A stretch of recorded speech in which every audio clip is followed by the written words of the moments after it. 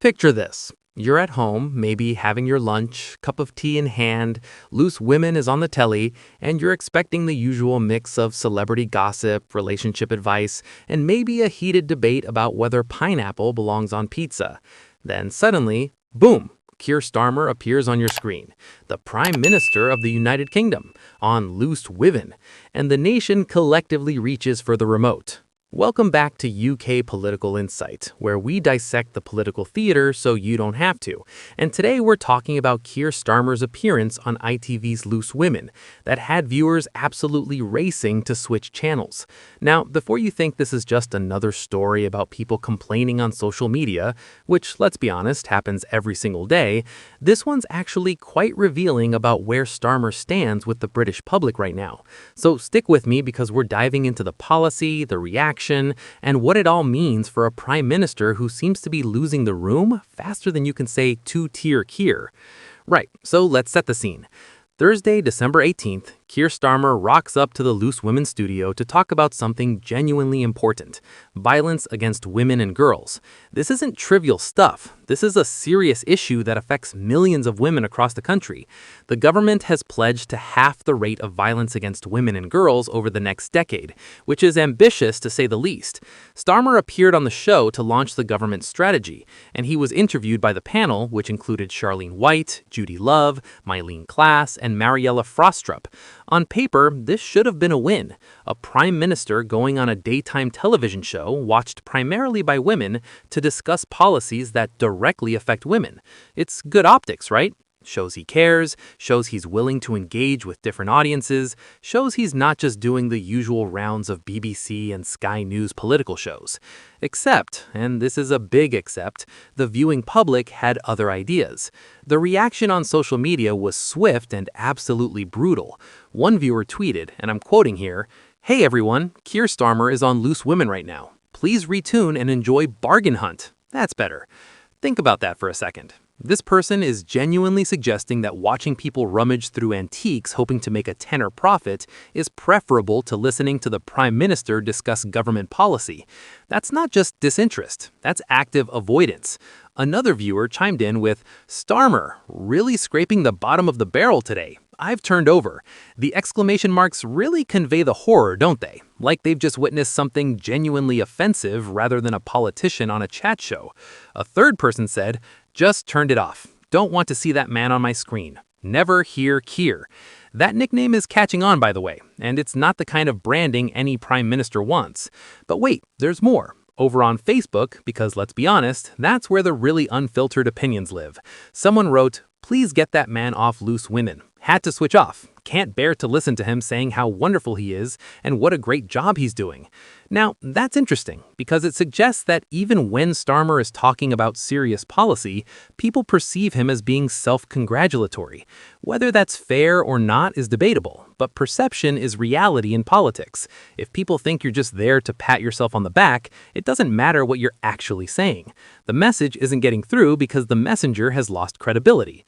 Now, before we go any further, let's acknowledge that not everyone hated it. There was at least one viewer who said, "Seeing the PM on there with the ladies today has been a great watch. Seeing you all discussing with him about very important topics and him being very down to earth. Keep up the fabulous work, ladies. I shall be watching more often. I have now warmed to Sir Keir." So there you go. At least one person was convinced. One out of presumably hundreds of thousands of viewers. That's not exactly a ringing endorsement, is it?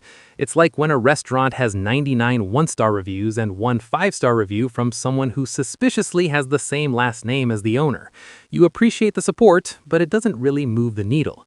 So what was Starmer actually there to talk about? Let's get into the substance, because despite the viewing public's apparent desire to watch literally anything else, the policy itself is worth discussing.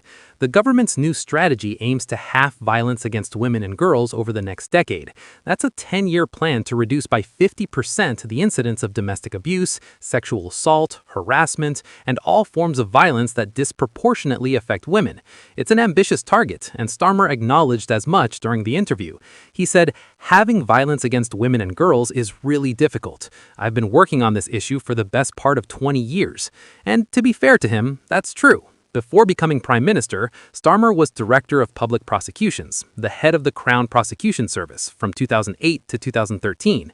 In that role, he would have been deeply involved in prosecuting cases of violence against women, so he does have genuine experience in this area, which is more than you can say for a lot of politicians who suddenly develop passionate interest in issues when they become politically convenient.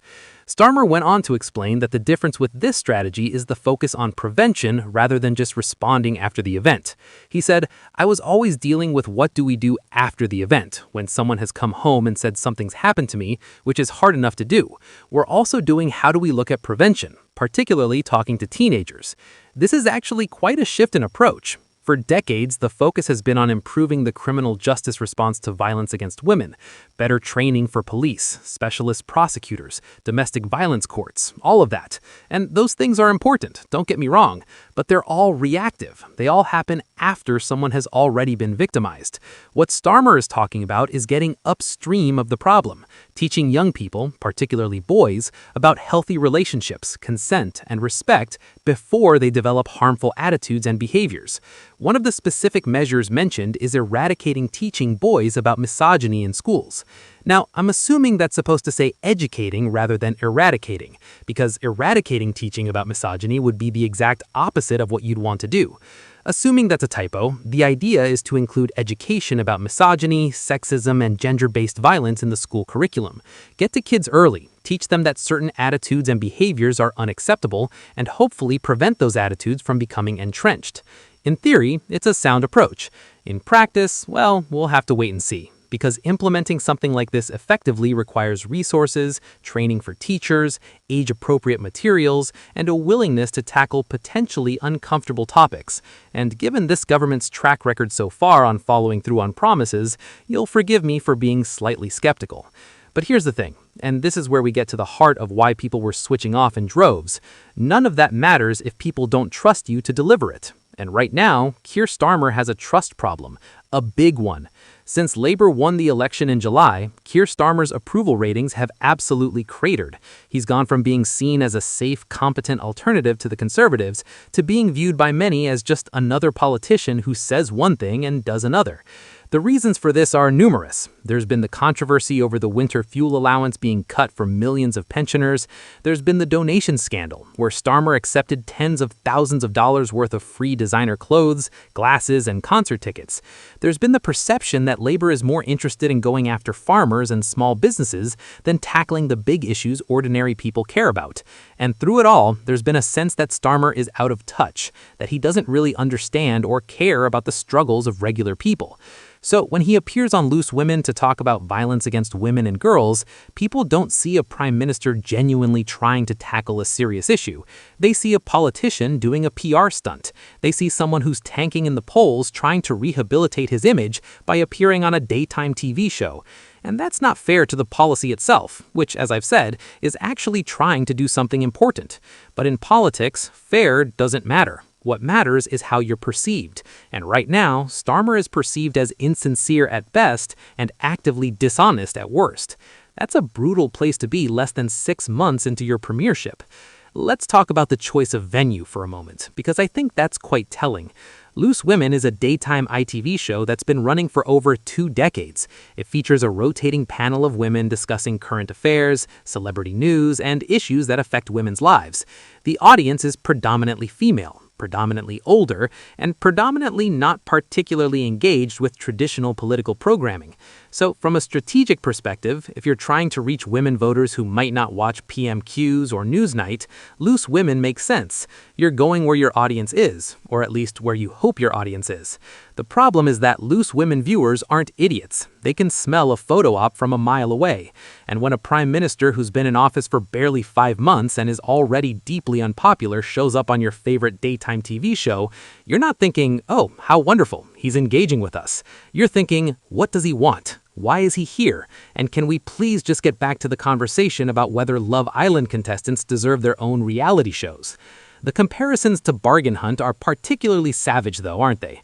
For those not familiar, Bargain Hunt is a BBC show where teams of amateur antique hunters go to fairs, buy items, and then try to sell them at auction for a profit. It's peak daytime television. It's comforting, it's undemanding, and absolutely nothing of consequence happens. The fact that multiple viewers said they'd rather watch Bargain Hunt than listen to the Prime Minister tells you everything you need to know about where Starmer's stock is right now. People don't just disagree with him, they actively find him tedious. They'd rather watch paint dry, or in this case, watch someone try to flip a Victorian chamber pot for £3 profit, than engage with what he has to say. Now, let's be balanced here for a moment. Is this entirely fair to Starmer? Probably not. He inherited a country that's deeply divided, economically struggling, and cynical about politics in general. He's trying to implement policies while dealing with a media environment that's often hostile, a conservative opposition that's finding its feet, and Reform UK breathing down his neck in the polls. It's not an easy job, and no one should pretend it is. But, and this is a crucial but, he also won a massive majority in July. Labour has 311 seats in Parliament. They have the power to do pretty much whatever they want legislatively.